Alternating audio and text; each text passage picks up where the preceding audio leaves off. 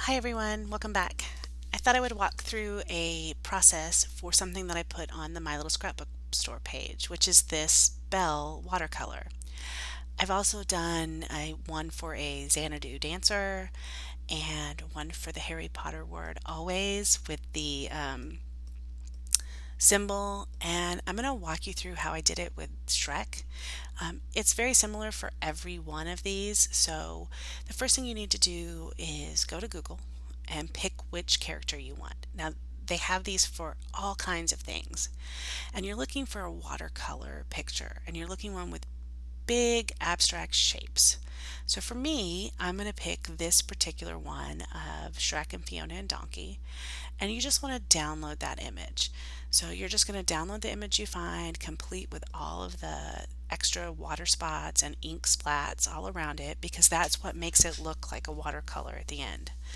So the other thing that you want to do is kind of get in your head what colors you want to use and what you want it to look like. So for this one, we know it's greens and browns and then a little bit of grays. So after you download it, you're going to save it somewhere you can find. And for me, I'm using Cricut Design Studio. So I go to the upload image and I choose the Shrek JPEG. And after I upload it, it gives me this option of what I want to do with it. So there are three options, and choose the simple, because what it's going to do is simple kind of takes your drawing and it makes the lines kind of big. So we want more blobs, just to kind of put it in a unique way, and less specific lines, because we're going for an abstract look on this. So you go and you choose the little magic eraser tool and you select the things that you don't want it to cut. You can hit preview to see if there's extra blobs you don't want it to cut out. Remember, everything that's gray when you hit preview is what it's going to cut out. And that's where you will have color. So think of it that way. It's going to be, that's where the stencil is going to be, and that's where you will color, because you're going to pull away the piece of paper and leave the cutout part, and inside that cutout part is where you're going to color with your Distress Oxides. So when you hit preview, what you're going to do is you're going to look for what's gray, and does that look like the image that I want to put color onto. So hopefully I'm going to hit preview again here soon. You'll see me just taking out some of these extra little pieces. That just makes it harder for the Cricut Studio to cut. And we don't need all those little blobs. We can replicate those, some of them with water and our Distress Oxides, or with maybe a mica mist or a Heidi Swap color shine. So you can, do some ink splattering on your own. So you want to kind of make the image as easy to cut out for your machine as possible. So I hit preview, you're going to see that's the image that the machine's going to cut out. Do I like that? Is the gray where I want the ink? And as you go through here, you're just going to keep erasing with your erase tool the things that you don't want it to cut out. So that's going to stay on the big piece of paper when you pull it off of your Cricut mat. And I'll show you that here in a little bit. But this is really kind of an easy, just me erasing, and it takes about 4 to 5 minutes for me just to kind of go through, preview, go back and forth. It's not a lot, but it does take a little bit of time. You have to have some patience to do it. You can zoom in and zoom out just to get it right. But this is the base of how you get this done. So there you're going to notice I did happen to see at the end that those tops and bottoms were gonna print, and then it left a line. So when you hit continue, if you don't like what it says it's going to cut out, just go back and then keep editing. So like for here, I'm previewing, I'm going to take that gray line out. I thought I got it all, I didn't, so then I just hit preview again. Once again, you just go back and forth and erase. It doesn't take more than 5 minutes, maybe 10 minutes if you're doing a big one. For the Bell one, because it was all one big huge image, there wasn't a lot of things inside, it took me even less time. This one has three distinct images, so it's got a little bit more for me to kind of mess with. But once you have what you like, you're just going to use the cut image. You're not going to save the print and cut. You're just saving it as a cut file. And I wanted to show you the difference. That one up there that I'm deleting is the one if I did moderately complex. So it has a lot more little pieces in it. It would have been much more difficult for the machine to cut. So what you want to do is the simple, to make it as easy. So you'll see there that it's got big blobs all around, but at the end of the day, when you look at that, you know exactly what you're seeing, which is the characters from Shrek, and that's what you're going for. So we're going to hit make it, and you can cut this on cardstock is what I do. I just use the regular cardstock setting. I do put it where I want it to show up on my stencil to make it easier for myself. And then I'm going to send it to my machine. So here it is coming off of my machine, and I promise I didn't purposely match my shirt to my paper, but that's the way it worked. So then you're going to take that big 12 by 12 sheet and you're going to attach that to your base paper.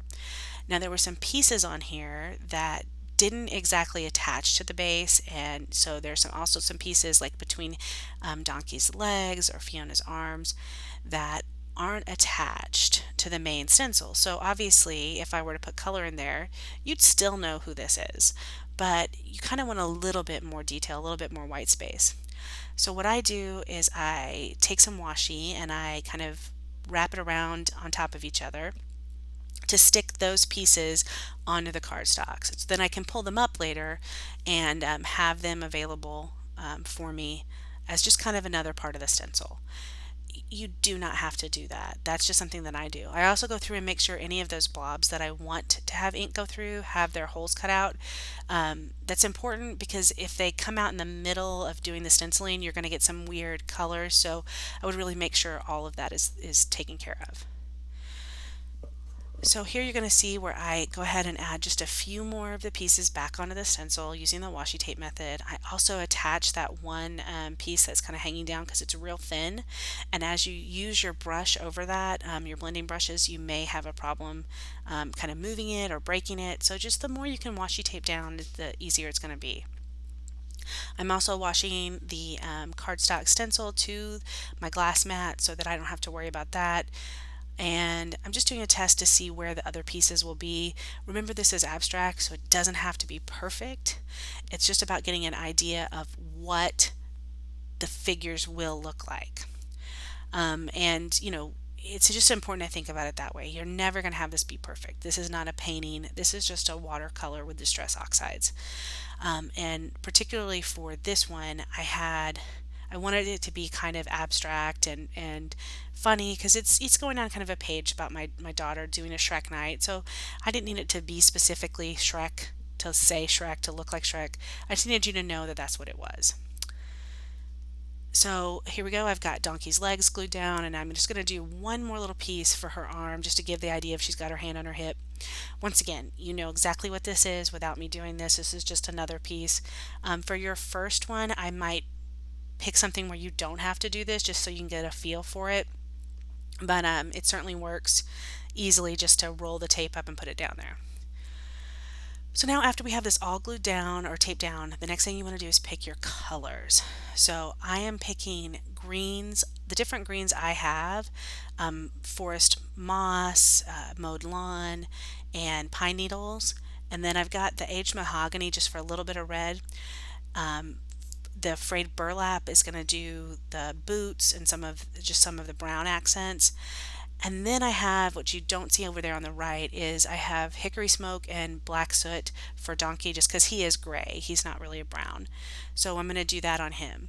And the idea is I'm using blending brushes and I'm not being neat. I'm just going right from one to the other. And they're all the same color family, so it's not that big of a deal. But I'm using the grays and the blacks in different places and I'm kind of blending them together. You could take a brush at the end and kind of go over it one time just to kind of make sure they blend well. I'm going to kind of do that at the end. Now I'm going to move into the greens and the browns. So this is a forest moss, and I'm just going to do that. I'm kind of making him look like he has a jacket, so I'm doing the forest moss and the frayed burlap on a jacket and boots, just to kind of get that look to it. And then I'm going to go back in with the real greens.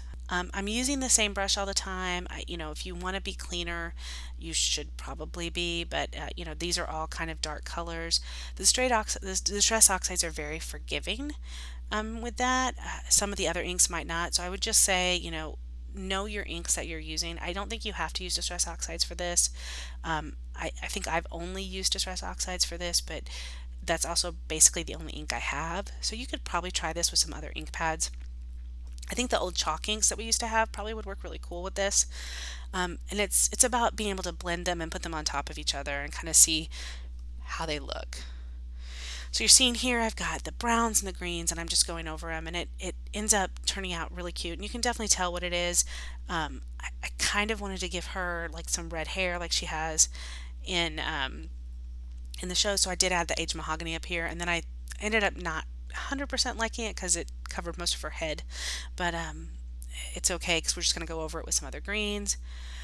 I also wanted to add a little bit more color to Donkey, so I did add a little bit of aged mahogany to him as well. And it's just a matter of taste, just to see, what do you like, what colors work good. And some of them are easier than others. Belle was super easy because it's a definite color scheme. The Xanadu Silks one I was just picking up the colors from the paper that was going on the page next to it. And same thing with Harry Potter, the Always. So when you have characters that are like this, that are recognizable because of their colors, you kind of need to stick with those colors. But if you're doing something like a phrase or a dancer or something, you can pick whatever colors you want. So I could have stopped right here. Looks great. But because I have Distress Oxides, I can get even more of a watercolor look, and I can let it bleed and I can let it run, and it'll do some cool things with water.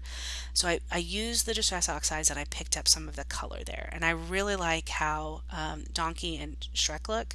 But for some reason on Fiona, it picked up way too much of the color and I lost a lot of it. So I go back in and I try to add a little bit more green. I don't 100% love how it looks, but at the end of the day, you can't really tell the difference because I'm going to splatter some other colors on top of it. But, you're just playing. I could have put the stencil back down on top of that and then tried to kind of let it dry and then stencil some more, but because it's a watercolor, I'm happy with it. I'm using my water brush. I probably shouldn't have put that directly onto the ink pad, but I did, so it's too late now. But I'm just putting the ink down there, and like I said, I'm just adding some more splatters, just trying to make it kind of look more like a watercolor. One of the things you don't see me do is off camera, I do have some mica mist and greens and coppers, and I go ahead and put that on top of there too, just to add a little bit more splattering. But this is basically what I did with the background, and I hope it helps you explain how you would do that with any of the backgrounds you would find. So that's how I made the watercolor background. I'm just going to walk you through the page. It's a pretty quick page that I made with it. It's not anything fancy. I simply took the pictures that I had of the food they made and them in front of their TV with Shrek, and I backed it with green cardstock, and I am going to place it around the page.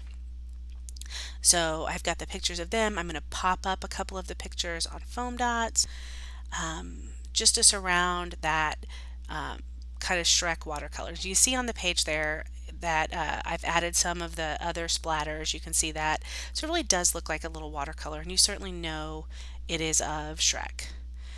So that's the important thing, is this kind of technique. It really does look cool. It's a fun thing. These are acrylic pieces. That one says best friend, and there's a couple other acrylic pieces that I'm just kind of put around. I had found those in a bin of stuff that I have just kind of had forever, and I just wanted to get them on the page, get them on a page. So I've been looking for ways to just kind of dig things out and use them to kind of get it used up. That was the challenge that I did for my little scrapbook store, was use things up, and that is kind of my goal right now. So I think that's it. Oh, now I'm going to add some gold letters, and I'm going to spell Shrek Night.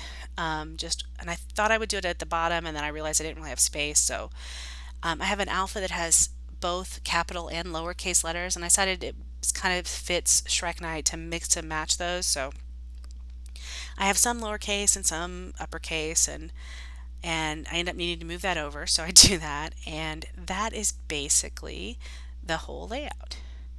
So I hope you enjoyed this. I hope it helps teach you, what I did to get the watercolor effect. If you have any questions, you can reach out to me at my little scrapbook store, or you can leave a comment below. Please like the video and subscribe if you enjoyed this, and let me know if you want to do anything else like this, and maybe I can find a new way to do another video. Thanks. Bye-bye.